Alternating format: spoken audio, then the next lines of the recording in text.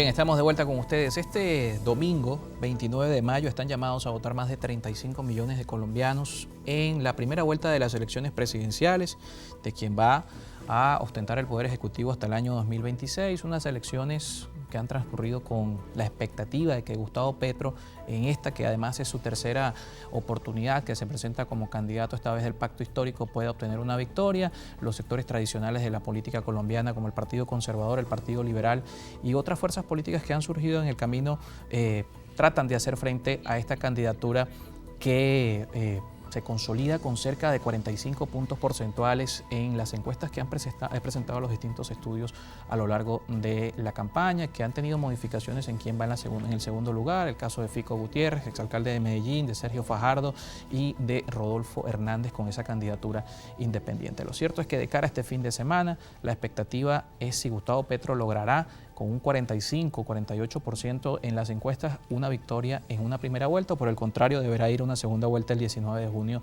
de 2022. Jaime Móvil está con nosotros desde Colombia para hablar del panorama de cara a estas elecciones. Jaime, muchísimas gracias por acompañarnos. Gracias a ti, Carlos. Saludos a tu querida audiencia. Para mí un placer estar aquí con ustedes. ¿Gana Gustavo Petro en primera vuelta? Definitivamente no, Carlos. Fíjate que la encuesta que más le da es CELAC, que también se sabe que hay alguna afinidad con cierto sector ideológico, y alcanza un 48%.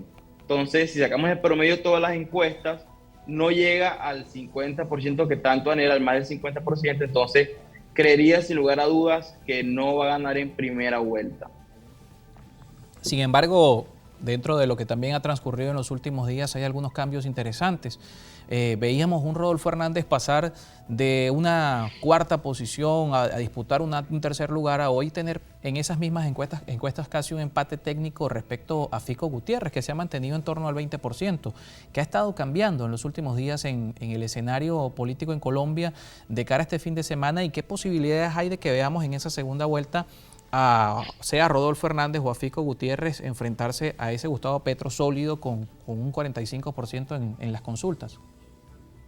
Bueno, hay cierta posibilidad. Recordemos que las encuestas no nos dicen enseguida quién va a ganar una fotografía del día, pero sí nos muestra tendencias. Y es claro en las últimas encuestas que el ingeniero Rodolfo Hernández es quien ha crecido más. De hecho, ha captado mucho voto blando de Federico Gutiérrez, del mismo Gustavo Petro, indeciso. Y fíjate que terminó por desaparecer a Sergio Fajardo, quien hoy podríamos decir que es un cadáver político, lastimosamente. Pero todo esto en los últimos días, por ejemplo, analizando los perfiles uno a uno, dejamos por supuesto de último a Gustavo Petro. Empecemos por Rodolfo Hernández, que es quien ha tenido ese crecimiento en las encuestas, como también al haber sumado a Ingrid Betancourt ahora en el respaldo a su candidatura puede influir en los próximos días. Y el caso de Sergio Fajardo, que es bien interesante, ambos con Fico Gutiérrez, candidatos que vienen de Medellín, fueron alcaldes de esta jurisdicción. Esos votos que pudiéramos evaluar tanto en segunda vuelta como en los próximos días que quedan, hacia dónde van, porque en los debates no vemos a un Sergio Fajardo coincidir en puntos con Fico Gutiérrez, por ejemplo, ni a un Rodolfo Hernández coincidir en puntos con alguno de los otros candidatos. Fíjate, bueno, primero que todo es que hay un margen de indecisos del 6 al 14%. La mayoría de estos se van a definir esta semana por varios efectos. El primero, recordemos que está el efecto Van Wagón, que es el efecto ganador. Creeríamos que Gustavo Petro arrastraría una cantidad de votos de estos. A mi juicio, el ingeniero Rodolfo Hernández, pues quien ayer no asistió al debate, en mi consideración un craso error que le ha repercutido en su imagen, y Federico Gutiérrez. Entonces, en un escenario de segunda vuelta, teniendo en cuenta el pasado precedente de Sergio Fajardo en el 2018, quien decidió acompañar el voto en blanco, yo creería que tomaría una posición más neutra, pues un evidente despido de su política. Del ingeniero Rodolfo Hernández, yo lo veo más afín a Petro, pues lo veía. Recordemos que hace 2-3 días el mismo Gustavo Petro, cuando lo consideró una amenaza, lo atacó, hecho que no había pasado, ¿no? Porque Gustavo Petro, el ingeniero, siempre se ha mostrado afín con algunas propuestas de Gustavo Petro. Entonces, creería yo que la votación, que es lo más importante, porque ningún candidato que pase a segunda vuelta tiene capacidad de entonces el 100%, se dividiría. y ahí entra a jugar mucho la campaña que realicen los dos candidatos electos para segunda vuelta alrededor de la consecución del voto blando e indeciso. Y esa campaña precisamente que Gustavo Petro, a diferencia de Fico Gutiérrez, a diferencia tal vez de Rodolfo Hernández, ha mantenido ese piso cercano a los 40 puntos porcentuales. ¿Qué importancia ha tenido precisamente esa campaña, el mensaje de Gustavo Petro, la incorporación de Francia Márquez en la fórmula vicepresidencial? ¿Es el resultado que estamos viendo precisamente de esa campaña que ha tenido, diferente al caso de Rodolfo, que ha sido hasta comparado con Donald Trump, por ejemplo? Sí, bueno, fíjate, Carlos, que recordemos que Gustavo Petro pues tiene muchos años en la política y es quien hoy ocupa un espacio considerado oposición. Recordemos que las elecciones tienen definiciones per se. Esta definición de 2020, esta elección, perdón, del 2021 en Colombia tiene una definición clara. La gente quiere cambio, Carlos. Eso es evidente, se ve reflejado en las encuestas, se ve en el humor político, se nota en las calles. Y quien, como te comenté, ha venido ocupando este terreno es Gustavo Petro. Entonces, él ha vendido una campaña, unas narrativas alrededor de una transformación social, cambio de mayor participación, diversidad, etcétera, que ha venido calando en el electorado, en la ciudadanía. Estamos ante unos niveles históricos también de desafección, de fatiga alrededor de todo lo que represente la institucionalidad. No en vano han pasado otra serie de eventos, de marchas en contra de los gobiernos. También es muy importante tener en cuenta la baja favorabilidad que tiene el presidente Duque, que ha hecho pues el camino mucho más fácil para que Gustavo Petro hoy esté punteando en las encuestas y no ayuda tampoco con los comentarios que realizó hace unos días alrededor de que si fuera reelecto. Parece que lo estuviera haciendo campaña, Que la verdad. estuviera en la contienda y podría hasta ganar, decía Sí, Iván sí. Duque en esa entrevista. No sé si fue un sarcasmo, pero sí fue desafortunado.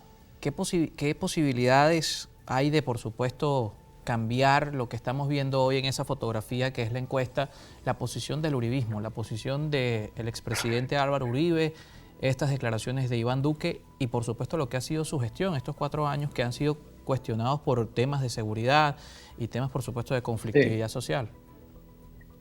El uribismo tiene un gran reto, Carlos, y no va a ser, creo que ni siquiera a mediano plazo, de volver a comunicar la importancia del legado para muchas personas que dejó el expresidente Uribe, especialmente en cuestión de seguridad, con cualquier cantidad de comas y puntos que hay alrededor sobre ese tema. Pero hoy es cierto que el uribismo está ante unos niveles históricos de favorabilidad que hoy pues se considera un lastre para quien se considere dentro de este sector político.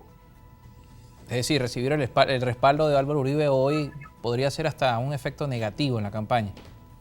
Sin duda alguna es un efecto más negativo que positivo. Es positivo porque el uribismo tiene un electorado, lo que se conoce como un voto duro importante, pero la repercusión en la opinión pública es grandísima. Es grandísima y también por la forma, el modus operandi del uribismo, especialmente de su cabeza, de Uribe, no es una persona que te apoya y se queda relegado, que pudiese en algún momento ser una oportunidad para cierta campaña. Él no. Él te apoya y frentea y todo y cualquier opinión de él, porque eso está demostrado en las mediciones, alrededor de un candidato lo que hace es generar impacto negativo. Entonces, si tú me preguntas, te digo que ha sido más el peso que las oportunidades alrededor de cierta campaña que apoya Uribe. Jaime, nos toca hacer una pausa. De regreso hablamos del contexto en el que se dan estas elecciones, el tema de la violencia. Hemos visto imágenes de Gustavo Petro dando un discurso acompañado de efectivos de seguridad con escudos protectores, Francia Márquez siendo intimidada con un láser en Bogotá. El clima de violencia de estas elecciones es comparable con el de otras que se hayan celebrado en Colombia y también cómo queda dentro de todo esto la política tradicional. Mencionamos el caso del Partido Liberal, el Partido Conservador, que por años han dominado la escena política previo a lo que ha sido la elección del presidente Álvaro Uribe, con lo que nace el uribismo como corriente política. ¿Qué pasa hoy con estas fuerzas? Se pierde el bipartidismo viendo que Fico Gutiérrez, que viene de los liberales en principio, pero hoy no los representa, y tenemos un Gustavo Petro que viene de la izquierda, significa, pudiéramos pensar luego de los años del uribismo, un nuevo escenario político en Colombia. Lo conversamos luego de la pausa con nuestro invitado Jaime Movil, consultor político que está con nosotros vía Zoom.